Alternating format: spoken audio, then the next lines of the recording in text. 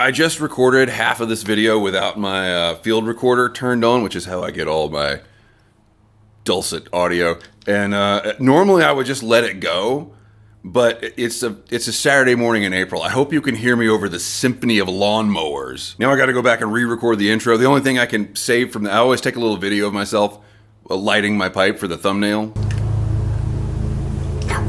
This is the Gribbly Spotly Sunday Antisocial Hour, that time each week when I smoke my pipe and complain about humanity while answering all of its questions. And if you are a piece of humanity with a question for me, leave it in the comments down below. And if you have an itching, burning, scaly question that you should really put some ointment on, I'm your ointment. Spring is in the air. I had the worst allergy attack of my life the other day. I don't know what happened. I have an appointment with my doctor. I'm going to start the process of getting an allergy panel done because it was so debilitating that I can't afford to let it go. Like, I can't let this happen again.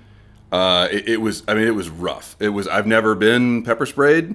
I can't imagine it would be much worse. And it was instant. It was like someone threw a switch and I had this pain in my nostril, like someone was poking the loose end of a guitar string up in there. Anyway, I say all that to say this. I took 2 Benadryl that night, and that was a bad idea. I have an intolerance to Benadryl. Do you have an intolerance to something? I am intolerant of Benadryl. I understand that some people use Benadryl recreationally. I have a hard time with that because to me, recreation should be fun. Benadryl gives me auditory hallucinations. The first time I discovered, actually, it might just give me hallucinations. I don't know. I had an issue with allergies years and years ago. Nothing like what happened the other day. And I took a bunch of Benadryl, and it was late at night, and it was about midnight, I guess. And I was sitting at my computer, and I was listening to my wife play her clarinet, and I was like, that's weird. She doesn't normally stay up till midnight. And then I got up, and she was in bed, and I was like, okay, it's time for me to go to bed. Like that. I don't know what's going on, but I'm just gonna go to bed. And I had one more thing to do. I had to put a piece of mail in the mailbox for the next morning. So I went out to the mailbox. I put my letter in the mailbox. And I turned around, and there was an old lady power walking down the street in the middle of the night right behind me. Scared the shit out of me. I screamed. The old lady didn't react to my scream at all. So I came back in, and I got on the neighborhood Facebook group, and I was like, hey, if you were walking out there, I'm sorry if I startled you or if I was rude or whatever. You surprised me in the dark. Midnight, power walking, and no one ever responded to that. And I've always wondered. I keep Benadryl on hand in case someone else has an allergic reaction, and for emergencies.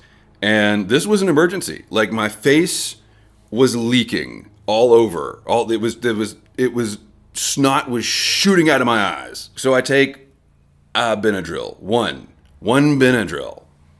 And I go to bed. Then I wake up at 3 a.m, and it's Alice in Wonderland, man. I mean, it's just nuts. I'm laying there in the dark, staring at the ceiling for the next 2 hours. And then Kiddo wakes up. I guess he woke up. What happened was he rattled our doorknob. I didn't hear him approach the room. He just rattled the doorknob. And I don't know why he didn't just open the door and come in if he needs something. I don't know. He just rattled the doorknob, and I'm laying there like, okay, that's weird, but not out of spec, And then my wife, she's like, hey kiddo, is that you? And I'm like, wait, who else would it be? The room is spinning. There's faces in the ceiling, and I don't know if my wife and my son conspired, but if this situation was designed in a lab to freak me out. But she's like, hey, is that you? And he says nothing at all. And then my wife just goes back to sleep. She just, oh yeah, there's a specter rattling our doorknob. I'll try to get a couple hours in before I have to go to work. Not Benadryl fueled Gribbs, not me. I was awake until dawn. At least I think that was dawn. I might have just hallucinated a son. Check on your friends. If they have allergies this time of year, check on your friends, take them a bowl of soup or something, and then later be like, do you need me to bring you a bowl of soup? What, did you hallucinate that soup? Speaking of distorted thinking, let's get right to your questions, but first I am smoking Beck's Old Limey Bastard in my Missouri Meerschaum what do you call this thing? I don't know. It's a maple hardwood pipe. It's it's a really fine pipe. It's a fine pipe. They put the sticker is off center. It's Missouri Meerschaum. I want my money back. But it does smoke very well. It's a very nice smoking pipe. I'm a little worried that one day I will bite through the green stem and have to get a regular stem for it, and it'll lose its collector value. We talked a lot about tornadoes. Wasilla Stacker says that's a great name, by the way. In Alaska, we don't have tornadoes. However, I always enjoy a good earthquake. That makes one of us. That's the terrifying thing. I don't know why. Like, at least tornadoes look cool. There's nothing to see in an earthquake. Kingdom within 3333 says, come live in the open fields in Oklahoma. You will see 5 a year just off your porch. Are you serious about the invitation? I'm going to assume my wife is not watching this video. I don't know, she doesn't watch any of my videos. I don't know what I'm worried about. But if I ever just disappear, I'm in Oklahoma looking for tornadoes, so I might come stay with you. Rafa says, I don't always find that presenters exaggerate tornadoes. Once we were sheltering in a basement in Missouri, skies all green from the tornado-generating storm, watching the local weather station update on TV, and the presenter expressed her disappointment with the storm by saying, this storm lacks oomph. It's a really... Okay, yes. The problem is people are stupid, and even smart people don't absorb information like we think we do, and you need to tell people consistent messaging all the time if you want them to survive. So from newscasters and anybody like actually trying to tell the public about this, you should never say anything other than, this tornado is coming to kill you. Like, that's all you should ever say. This is a dramatic situation. If you don't take shelter, you're going to die. That you should be saying. And hurricanes, too. You should be saying that all the time. Earthquakes, but we can't predict them yet. We don't know. That maybe with AI, we'll predict. Where's all of the AI advances? We were supposed to cure cancer and, like, grow lab organs by now, and all we can do is stupid cat dance videos. But what I'm trying to say is, if you're a meteorologist and you've lived and breathed tornadoes your entire life, that kind of stuff is going to slip out because you're talking to other meteorologists. You're talking to enthusiasts that love tornadoes, and there's going to be disappointment when a big tornado doesn't materialize. Nobody wants people to get killed, but we do want a giant F5 tornado out in the middle of a field that's not hurting anybody. We totally want that. We just don't want it to hit anything. I was watching Ryan Hall last night, and there was a tornado spinning up. And I was like, oh man, this is cool. And then it's like, yeah, it's heading for this little town. And I was like, oh, that's not great. But this is still this is like a cool moment. And they're like, yeah, it's prom night in that town. Fuck. This is what theologists call the mysterium tremendum, the mystery that terrifies and fascinates. You can't you can't look away from the origins of religion. On that note, Dark Iser 7 says, faith is for those who are afraid to accept that there is no creator. It's for those who choose not to accept reality. It's for those who do not know how to cope with the answer, I don't know. Scientists call that the God of the gaps. Yeah, sure, you're probably right. Silly Destiny released the files, says, I love everything you're saying in the second half of your video. I appreciate your tone. What did I say in the first half? These comments always make me nervous. Flying with Seabirds says, what's more American than tornadoes? Off the top of my head, I would say school shootings. And now we come to the darker part of the Sunday Antisocial, where we talk about all the horrible shit in the... No. We've got one more tornado question. CB Pot says, we had a tornado? When? I didn't realize you were local. I'm sorry. I watched Ryan Hall, still had no idea. Maybe it was that 4 a.m. storm with the crazy wind. Yes, it was. It was in Mars Hill. There were two. One of them tracked over I-26 just south of Mars Hill. And the other one, if you're really local, you will know this place. The other one went up Paint Fork Road. And for those who are not, everybody talks about how there can be no tornadoes in the mountains because of the hills. That is not true at all. There are fewer tornadoes here because of weather patterns, and we happen to be under those weather patterns that bring fewer tornadoes. The hills have nothing to do with it. This tornado tracked right up Paint Fork Road, which is one of the only Class 5 inclines. If you're a road biker, it is one of the steepest hills in the state. This tornado went right up it. And this is a good segue into the darkness of our time. CB Potts goes on to say, I am incredibly angry at how the Iran war has given Israel the green light to restart their obliteration of Lebanon. And it's sliding under the radar because under the radar. That's a good pun. In response to CB Potts, Trey said, I'd rather get taken out by a tornado than a missile or a nuke. Me too. Me too. Like, if you're gonna go, a tornado would be pretty cool. Rafa, you are a great friend of the channel, but I'm not going to assume that you watched the whole video, so I'm going to put this a little bit higher in the chain here, because I have something I want to ask you. 11th commandment, thou shalt not despair. I know. I'm trying. And then ask Ribs, what would be the ideal features of a storm-chasing truck? Heavy.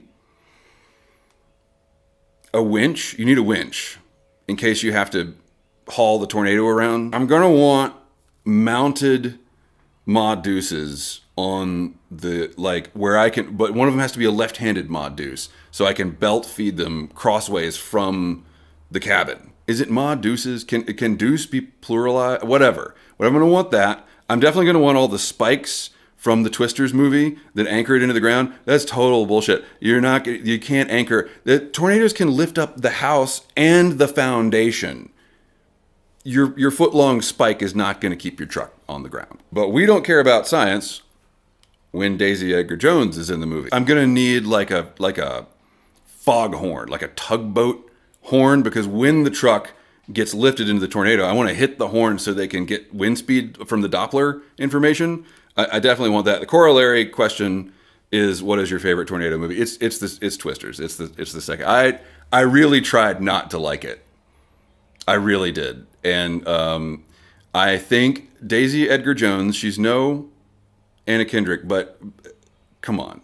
She won me over. Okay, and then Rafa, my question for you is, could you re-ask your guitar question? I'm like almost ready to make the video about guitars, and I remember your Ask Gribbs question being like, can you explain guitars? But if you could rephrase it to me, I would probably make a better video with an updated prompt. Thank you. Say what you will about this time in history, it does produce some amazing headlines. Uganda's army chief claims his forces could take Tehran in 2 weeks while signaling readiness to join.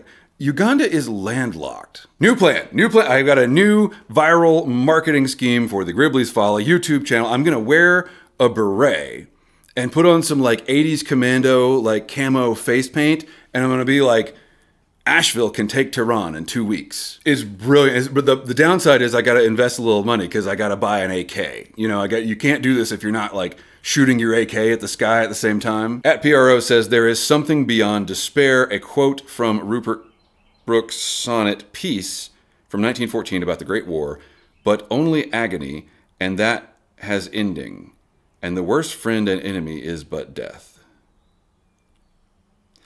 Maybe you should have a channel, sir. I'm feeling outclassed in darkness here. Al Molitar, Ask Gribbs.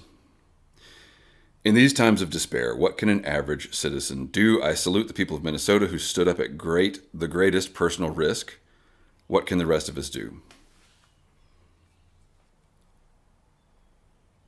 I'm going to come back to that. Cascadian Piper, Ask Gribbs. No Kings 3 turnout was amazing in my neck of the woods nationwide. The miners who turned out, meaning children, not like, coal miners, I guess, reflect some very disgruntled and pissed off, normally moderate voters. Did you attend your local rally? Was it a good experience in your area? All right, this is going to piss a lot of people off. You should absolutely go and protest if that is what you feel called to do. It is very important to exercise your rights. It is very important to show the rest of the world that there are a lot of Americans, a majority of Americans, that are not on board with what is happening now. I have a lot of respect for the people who show up to these protests. I am a photojournalist. I've been doing this a long, long time. I've covered a lot of protests. Protests don't work. Protests don't change policy. We can talk about that. If people are going to argue with me about that, we can talk about it, but I'm right. Protests don't change. Throughout American history, it's not protests that change policy. In the best of times, they do good things. They establish a sense of community. They make us feel better. We get to see that there are a lot of people that agree with us and we're all pissed off. And hopefully they make you go home carry some of that energy home and say, I'm going to live differently. I'm going to make decisions differently based on this experience that I've had. What I am seeing is that our local No Kings rallies are captured movements. These are tools for the local Democrat politicians to stand up and make speeches. And it's very interesting to see, won't name any names here, but to see local leaders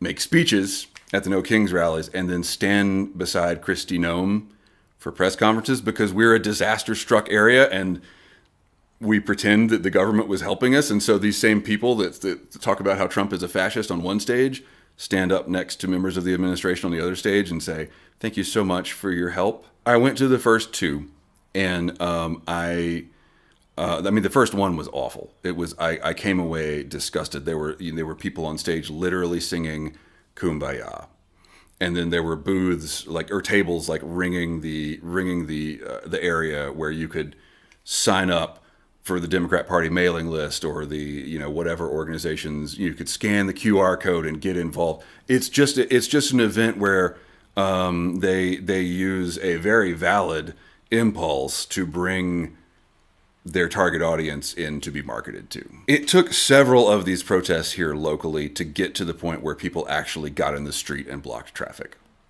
Like that was the sum total of the good trouble that we caused here in the white liberal mecca of Asheville, North Carolina. That was it. We blocked the street for half an hour.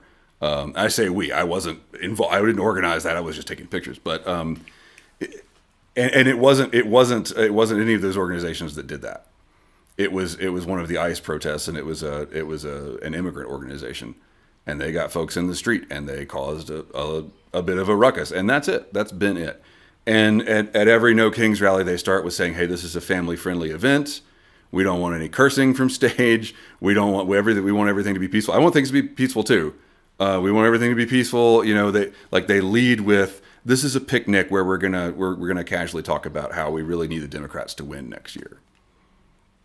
That's not the message that we need to be sending right now. So that's locally. That's our local stuff, and I'm not trying to speak about the national movement. I think it's great that people are out there doing that, but locally here, it's very frustrating, and a lot of people, liberals and progressives on the Asheville subreddit, they're pissed off. They're not going to the protests. We have gotten to a point where we can capture any movement. Any movement can be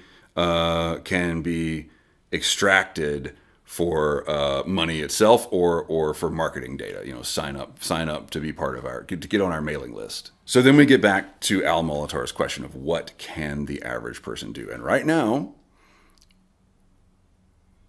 that's basically nothing. The average American has very little power as an individual in this situation. But as I wrote in Gribbly's Folly, which is sort of explained from an emotional point, my process of dealing with all this back in 2016 when I left the dialectic for the woods. It was metaphorical. I didn't live in the woods. I'm too lazy and fat for that. But I've given this a lot of thought for 10 years. And the answer is I'm going to need a Red Bull for the answer. This system cannot be changed from within. But as an individual, you can divorce yourself from this system. Maybe not entirely, unless you want to be Amish or whatever. But you can end your part of these abusive relationships that we find ourselves in. It's time to get out of these tech systems. We are in an abusive relationship with social media. We are being abused and we like it. I just wrote an essay on Patreon called Never Trust a Cloud. Do not give these people it was about tornadoes, actually, but that was as a metaphor. Do not give these people your data. Do not give them your money. Do not scan QR codes. Do not sign up for mailing lists. Step back. What they have very successfully done is they have eliminated organic community. We are all lonely, overworked, haggard proles under capitalism, and our only connection with the outside world is through these approved channels like Instagram, Facebook, Twitter. If you're still on Twitter, you're not listening to this right now. Never mind. Look at Linux. Look at getting off of Instagram and getting onto something like Pixel Fed, although I can't endorse that yet because of reasons we can't get into too technical. But it's time as individuals to divorce ourselves from our abusers. My rule right now for myself, and it's not a hard and fast rule because again I can't be Amish. I have a life to lead and a family to take care of. But if the leader of a company was sitting with Donald Trump at the inauguration, I don't do business with that company. I'm a musician. I think I can confidently say that now. I am not on Spotify, and you shouldn't be either. There is not a direct link here, but Daniel Ek, the CEO of Spotify, is a major investor in the kind of technology that killed those little girls in Iran. People will say, I can't leave these systems. All my friends are on Instagram. If your friendship depends on Instagram, you don't have friends, you have likes. So the first thing the average citizen can do is stop volunteering. Stop showing up. Realize that when you are paying attention, you are paying attention. Your thought and your focus is in itself a commodity like oil or wheat or grain, and you are just giving it to these people for free. And Al, I would assume you would ask, okay, what's the end point of this? You get off all these systems. Well, now you're just sitting alone. So on the back end, you have to be building your own community. You have to be finding your own community. We're going to be talking a lot more about this. And the reason we haven't yet is I am still working on what I am going to do specifically. Like, how am I going to make changes in my life? And then on the back end, I have actually been going out of my house and going to events and trying to make friends. Crazy. One time I even went to church. That pissed me off though. So right now, that's what we can do. We can refuse to participate. We can create our own work and our own expressions, and we can find community. It's not going to stop anything. It's not going to stop the war or what this administration is going to do. But it might help us survive it. And we have reached another end of another Sunday Antisocial where things got really dark, and that's just how it is. Thank you for watching. We've got good stuff coming up related to this, and then other stuff too. I appreciate you as an audience and as people. And I will see you in the next one. Keep the ends out for the ties that bind.